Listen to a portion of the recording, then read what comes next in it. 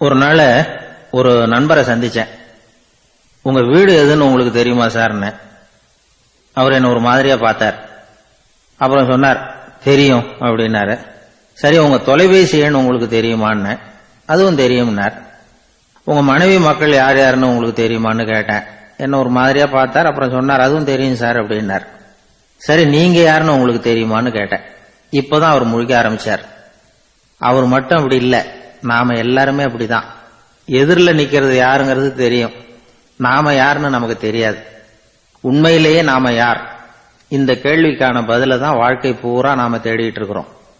புத்தர் என்ன சொல்றாரு தெரியுமா? நீங்க கடவுளை பத்தி கவலைப்பட தேவையில்லை, உங்களை பத்தின கவலை உங்களுக்கு இருந்தா போதும் அப்படிங்கிறார். நான் யார், எனக்கு ஏன் இந்த கவலை அப்படின்னு உங்களை நீங்களே கேட்டுக்குங்க அப்படிங்கிறார். நாம ஏன் கடவுளை படைச்சோம்? அது ஒரு நழுவல் முயற்சியா, அதாவது தன்னிடமிருந்து தானே தப்பிக்கிற ஒரு முயற்சியா. இப்படிதான் அதை சொல்றாங்க அறிஞர்கள்லாம். மக்கள் பொய்யான பிரச்சனைகள்ல ஆர்வமா இருக்கிறாங்க, அதுக்கு தீர்வு காணவும் முயற்சி பண்றாங்க. கடவுளை பத்தி விவாதிக்க எல்லாருக்கும் விருப்பம், தன்னுடைய சுயம் பற்றிய பிரஜையே இருக்கிறது இல்ல. ஆகக்கூடிய விஷயம் என்னன்னா, கடவுள் சமாளிப்புக்கு பயன்படுத்தப்படுகிறார். மனவியல் என்ன சொல்லுது தெரியுமா? கடவுள், சொர்க்கம், மறுபிறவி இதை பத்தி எல்லாம் பேச ஆரம்பிக்கிறவங்க யார் தெரியுமா? போருக்கு போறவன், துன்பத்துல சிக்கி கஷ்டப்படுறவன், நோய் படுக்கையில விழுந்தவன், இவங்க தான். நாம அனுபவத்திலே பாக்குறோமே இதையெல்லாம். கடவுளை துணைக்கு கூப்பிடுறவங்க யாருன்னு கவனிச்சு பாருங்க. பரீட்சை எழுத போறவன், வேலை தேடி அலையிறவன், பண நெருக்கடியில் இருக்கிறவன், விபத்துல சிக்கிக்கிட்டவன், இவங்கெல்லாம் தான். தேர்வுல வெற்றி பெற்றதும் அவரை துணைக்கு கூப்பிடுறது இல்ல, வேலை கிடைச்சதும் அவர் துணை தேவைப்படுறது இல்ல. ஏன் இப்படி? கொஞ்சம் யோசனை பண்ணி பாருங்க. துன்பம் வருகிற போது அந்த துன்பத்தை தவிர்க்க வேண்டிய நிலையில அதிலிருந்து நழுவி போறதுக்காக பிரார்த்தனை தேவைப்படுது. எல்லாம் நல்லபடியா நடக்கிறப்போ பிரார்த்தனை செய்யறது இல்ல. புத்தருடைய வழி என்ன தெரியுமா? அந்த வழியில கடவுளும் கிடையாது, பிரார்த்தனையும் கிடையாது. புத்தர் செய்தது இதைத்தான். அதாவது கடவுள்கிட்ட இருந்து மனிதனையும், மனிதன் கிட்ட இருந்து கடவுளையும் அவர் விடுவித்தார். புத்த மதம் என்ன சொல்லுது தெரியுமா? கடவுள் பிரச்சனை அல்ல, மனிதன் தான் உண்மையான பிரச்சனை அப்படின்னு சொல்லுது. உங்களை நீங்க நல்லா தெரிஞ்சுக்கிட்டா போதும், நீங்களே கடவுள் ஆயிடுவீங்க அப்படிங்கிறது தான் புத்த மதம். அதனால நமக்கு தேவை உள்முக பயணம். நான் யார் அப்படிங்கிற கேள்வியோட உள்ள போகணும். அங்க போனாதான் தெரியும் நான் அப்படின்னு அங்க யாருமே இல்லைங்கிறது. இதெல்லாம் புத்தர் சொல்லுகிற ஒரு தத்துவம். தத்துவம்னு சொன்னாவே நமக்கெல்லாம் அதை புரிஞ்சுக்கிறது கஷ்டம்தான். நம்ம பொறுத்த வரைக்கும் தத்துவம்ங்கிறதுல ரெண்டு வகை உண்டு. ஒன்னு தத்துவம், இன்னொன்னு மகா தத்துவம். தத்துவம்னா என்ன தெரியுமா? கேட்கறவங்களுக்கு புரியப்படாது, அதுதான் தத்துவம். மகா தத்துவம் என்னன்னா சொல்றவங்களுக்கும் புரியப்படாது. அந்த வகையில பார்த்தா இன்று ஒரு தகவலும் ஒரு மகா தத்துவம் தான். ஒரு ஊர்ல ஒரு ஆள் இருந்தான், கற்பனையிலேயே காலத்தை கடத்திக்கிட்டு இருந்தான். ஒரு நாள் ஒரு மரத்தடியில உட்கார்ந்துருந்தான். அவனுக்கு பசிக்கிற மாதிரி தெரிஞ்சது. உடனே கற்பனையிலேயே சாப்பிட ஆரம்பிச்சுட்டான். அதாவது எதிரில் இலை போட்டு சாப்பாடு போடப்பட்டிருக்கிறதாகவும் அதை இவன் சாப்பிட்றதாகவும் நினைச்சுக்கிட்டு கையை மட்டும் வாய்க்கும் தரைக்குமா அப்படியும் இப்படியும் கொண்டுகிட்டு போய் பாவனை பண்ணிக்கிட்டே இருக்கிறான். தூரத்துல இருந்து பாக்குறவங்களுக்கு இவன் ஏதோ பலமான விருந்து சாப்பிட்டுட்டு இருக்கிறான் அப்படின்னு தான் தோணும். அது மாதிரியே பண்ணிட்டு இருந்தான். அந்த வழியா ஒரு சன்னியாசி வந்துகிட்டு இருந்தார். இவனை பார்த்தார். என்ன இவன் இப்படி பண்ணிட்டு இருக்கிறானே அப்படின்னு நினைச்சாரு. கொஞ்ச நேரம் அவனையே உத்து பார்த்துக்கிட்டு இருந்தார். இவரை பார்த்ததும் அவன் இன்னமும் சுவாரஸ்யமா சாப்பிட ஆரம்பிச்சுட்டான். அப்பப்பா என்ன இது, இந்த குழம்பு இவ்வளவு காரமா இருக்கு, என்னுடைய நாக்கே எரிஞ்சு போடும் போல இருக்கு அப்படின்னு சொல்லிட்டு பக்கத்துல ஒரு குவளையை எடுத்து தண்ணி குடிக்கிறது மாதிரி பாவனை பண்றான். அப்பாடா இப்ப கொஞ்சம் பரவாயில்ல அப்படின்னு சொல்லிட்டு குவளையை கீழே வைக்கிறது மாதிரி ஒரு பாவனை பண்றான். சன்னியாசி பார்த்தார். என்னப்பா சாப்பாட்டுல காரம் அதிகமோ அப்படின்னார். ஆமா சுவாமி, ஞாபகம் மறதியில் கொஞ்சம் மிளகாய் அதிகமா சேர்த்துக்கிட்டேன் அப்படின்னா. சரி சாப்பிடு அப்படின்னு சொல்லிட்டார். அவன் சாப்பிட்டு முடிக்கிற வரைக்கும் பொறுமையா உட்கார்ந்துருந்தார். அவன் அப்பாடா அப்படின்னு சொல்லிட்டு மறுபடியும் தண்ணி எடுத்து குடிச்சான். எல்லாம் கற்பனையிலேயே. அதுக்கப்புறம் சன்னியாசி பேச ஆரம்பிச்சார். இத பாருப்பா, உன்னுடைய கற்பனையை நான் மெச்சுறேன், இருந்தாலும் உன் சாப்பாட்டுல ஒரு இனிப்பையும் வச்சிருக்கலாமே, ஏன் மிளகாய அளவுக்கு அதிகமா போட்டுட்டு அவஸ்தைப்படுற அப்படின்னார். அவன் யோசிக்க ஆரம்பிச்சான். அதுக்கப்புறம் இவர் சொன்னார், இத பாருப்பா, இனிமேல உன்னுடைய கற்பனையும் உயர்ந்ததாக இருக்கட்டும், அப்படின்னு உபதேசம் பண்ணிவிட்டு போனார். எப்பவும் உயர்வை பத்தியே சிந்திக்கணும். உயர்வு கிடைக்கலன்னா கூட அப்படி சிந்திக்கிறத நிறுத்தப்படாது அப்படிங்கிறார் திருவள்ளுவர். உள்ளுவது எல்லாம் உயர் உள்ளல், மற்ற அது தள்ளினும் தள்ளாமை நேர்த்து. ஊக்கம் இல்லாம உலகத்துல வாழ்ந்து பிரயோஜனம் இல்லை.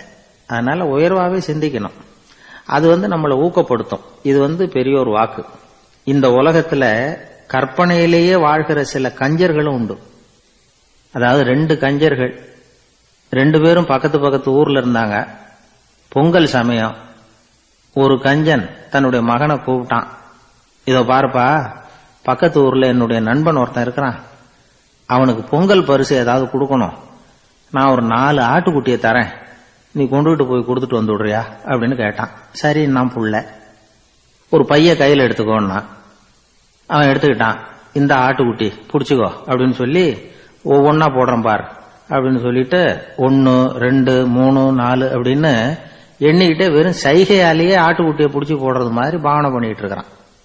அவன் புள்ளையும் அது ரொம்ப அக்கறையா வாங்கிக்கிறது மாதிரி வாங்கிட்டு அந்த பைய தூக்கிட்டு அடுத்த ஊருக்கு போறான். இவன் அங்க போய் சேர்ந்த நேரத்துல அந்த கஞ்சன் ஊர்ல இல்ல, எங்கேயோ வெளியில போயிருக்கிறான். அவனோட புள்ள மட்டும்தான் வீட்டுல இருந்தான். இவன் அவன்கிட்ட, இதை பாரு, எங்க அப்பா உங்க அப்பாவுக்கு ஆட்டுக்குட்டி கொடுத்து அனுப்பியிருக்கிறாரு, பிடிச்சுக்கோ அப்படின்னு சொல்லி பாவனையிலேயே ஒவ்வொன்னா எடுத்து அவன்கிட்ட கொடுத்துட்டான். அவனும் வாங்கிட்டான் வாங்கறது மாதிரி.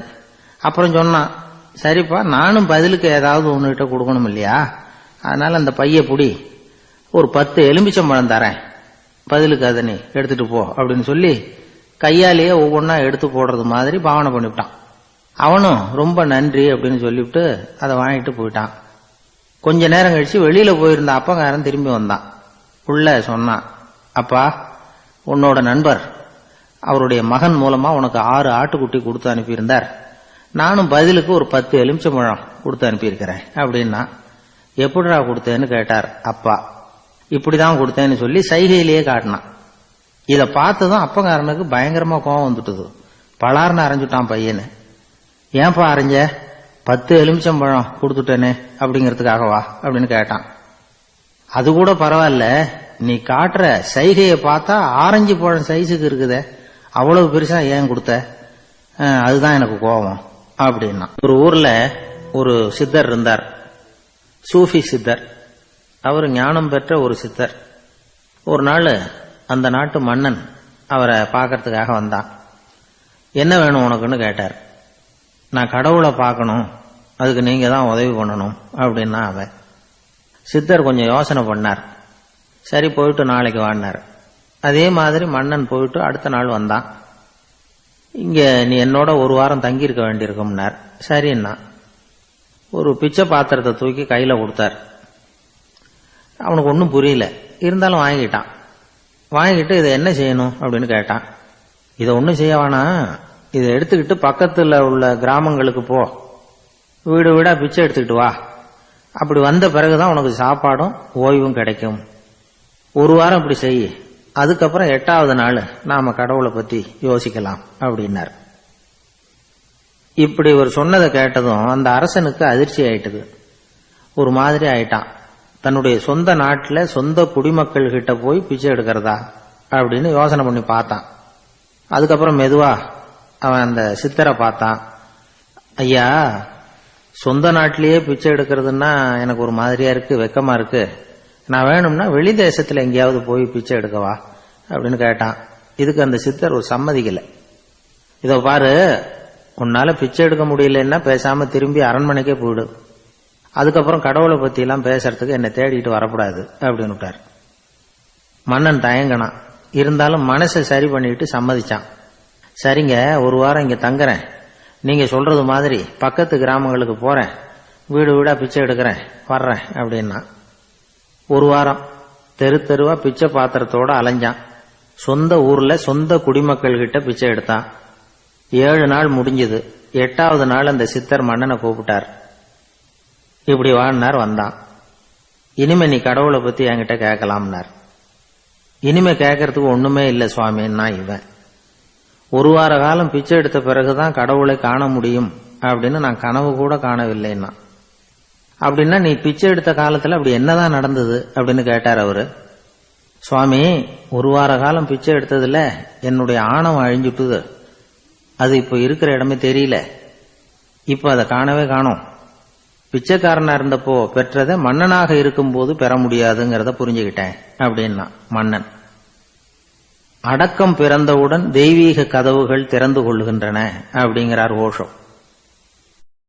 இந்து மதத்தின் அற்புதமான கருத்துக்களை தெரிந்து கொள்ள விரும்பினால் இந்து மதம் வாட்ஸ்அப் குழுவில் இணைந்திருங்கள்.